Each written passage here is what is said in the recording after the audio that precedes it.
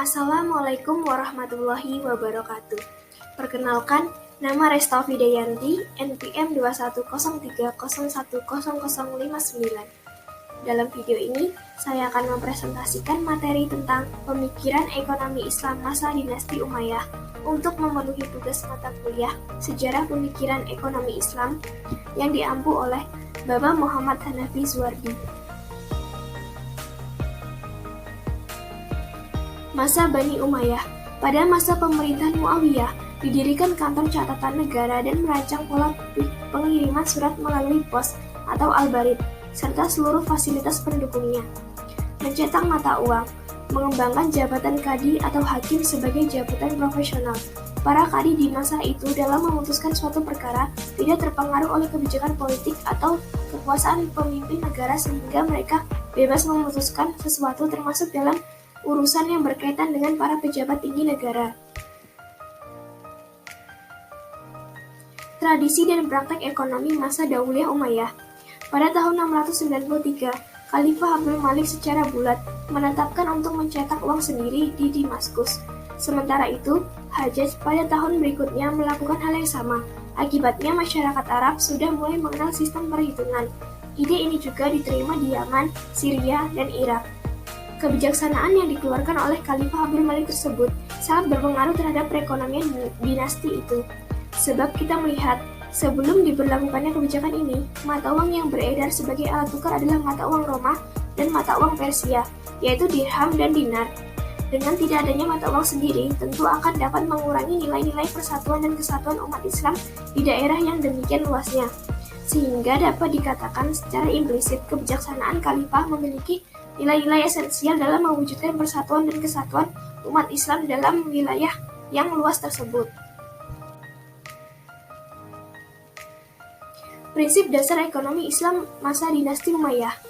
Yang pertama ada kebebasan individu, hak terhadap harta, ketidaksamaan ekonomi dalam batas wajar, kesamaan sosial, jaminan sosial, distribusi kekayaan secara luas, larangan menumpuk kekayaan, larangan perilaku antisosial, kesejahteraan individu dan masyarakat. Sumbangan kekhalifahan dinasti Umayyah bagi kemajuan ekonomi. Ada 3 tokoh yang menyumbangkan hartanya untuk kemajuan ekonomi, yakni yang pertama, Muawiyah bin Abu Sufyan adalah khalifah yang berkuasa pada tahun 661 sampai 680 Masehi. Yang kedua, Abdul Malik bin Marwan adalah khalifah yang berkuasa pada tahun 685 sampai 705 Masehi. Yang ketiga, Umar bin Abdul Aziz. Umar bin Abdul Aziz memimpin dinasti Umayyah selama 3 tahun dari 717 hingga 720 Masehi.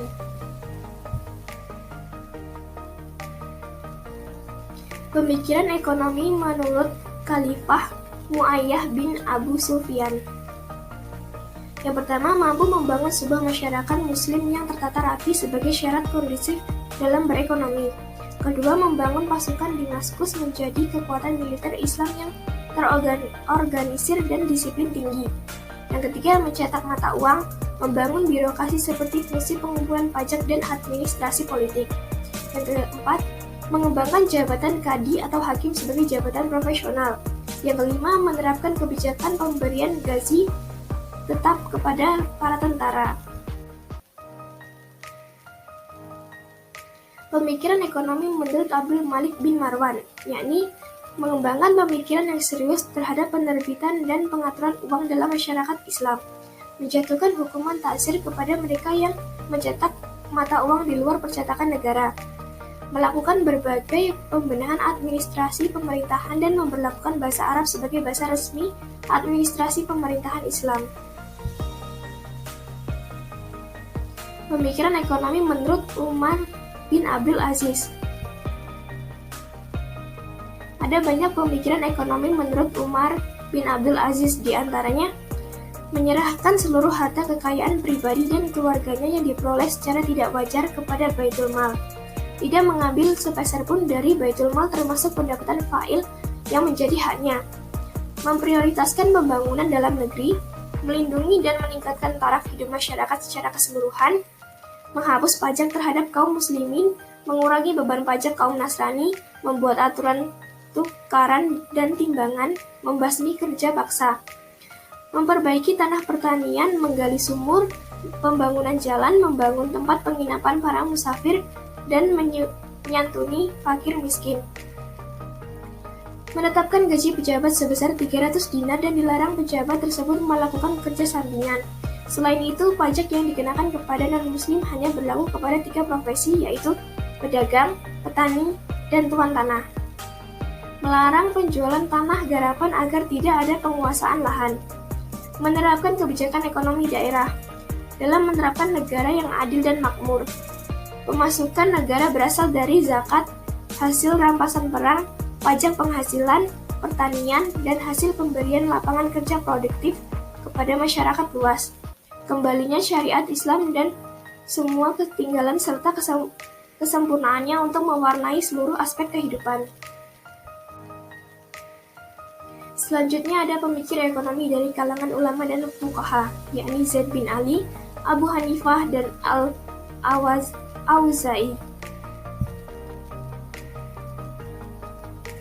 Zaid bin Ali, beliau adalah cucu dari Imam Husain, merupakan ahli fikih terkenal di Madinah.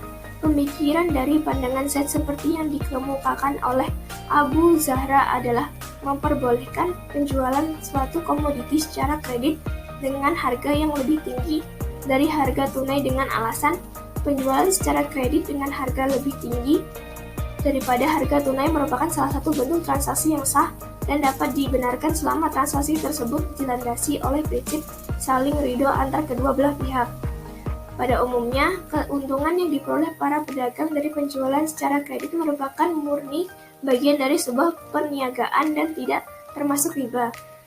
Yang ketiga, penjualan secara kredit termasuk salah satu bentuk promosi sekaligus respon terhadap permintaan pasar. Dengan demikian, bentuk penjualan seperti ini bukan suatu tindakan di luar kebutuhan. Abu Hanifah. Abu Hanifah lahir pada tahun 80 Hijriah pada masa pemerintahan Abdullah bin Marwan. Beliau dikenal sebagai seorang fuqaha dengan metode istibat-nya yang terkenal istisan. Beliau juga dikenal sebagai seorang pedagang di pusat perdagangan yang berekonomian Kufah. Sumbangan beliau dalam masalah ekonomi adalah memberi koreksi dan penyempurnaan terhadap akad transaksi salam yang populer pada saat itu. Salam adalah kontrak penjualan suatu barang di mana harga atas suatu barang dibayar tunai pada saat kontrak atau akad, sedangkan barangnya diserahkan di kemudian hari. Abu Hanifah menemukan banyak sekali kekaburan di sekitar kontrak salam tersebut yang dapat mengarah pada perselisihan. Untuk menghindari perselisihan, beliau memasukkan ke dalam akad tersebut apa-apa yang harus diketahui dan dinyatakan secara jelas, misalnya mutu, komoditi, kuantitas, serta tanggal dan tempat pengiriman barang. Di dalam akad juga mesti dimasukkan persyaratan bahwa komoditi yang diperjualbelikan harus tersedia di pusat selama periode antar tanggal akad dengan tanggal persyaratan barang sehingga kedua belah pihak sama-sama mengetahui bahwa penyerahan barangnya dilaksanakan sesuai akad.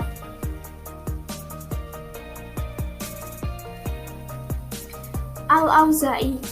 Abdul Rahman Al-Auza'i berasal dari Beirut yang hidup sezaman dengan Abu Hanifah. Beliau juga pendiri sekolah hukum walaupun tidak bertahan lama.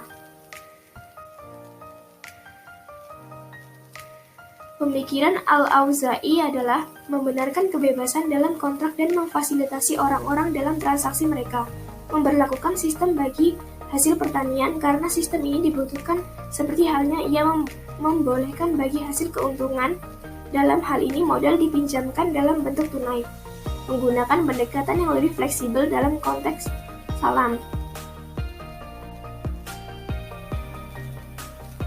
Itu saja yang dapat saya sampaikan dalam presentasi hari ini. Kurang lebihnya mohon maaf. Saya akhiri. Wassalamualaikum warahmatullahi wabarakatuh.